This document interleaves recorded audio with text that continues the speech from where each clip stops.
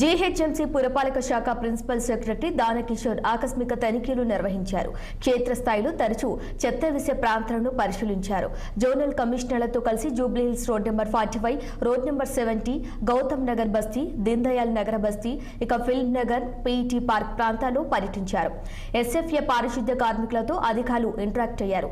చెత్త ఎక్కువగా ఉత్పన్నమయ్యే ప్రాంతాల్లో 2 షిఫ్టులో చెత్త సేకరణకు ఆదేశాలు జారీ చేశారు.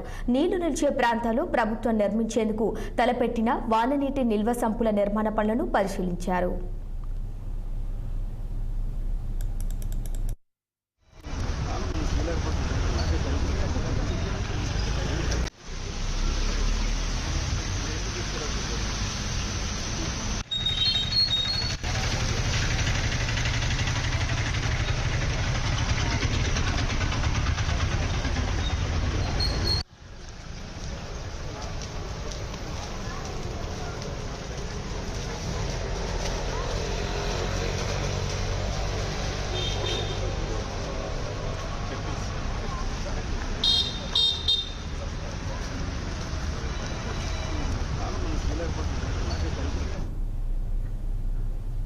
రేపు సాయంత్రం 4 గంటలకు ప్రధాని మోదీతో ఏపీ సీఎం చంద్రబాబు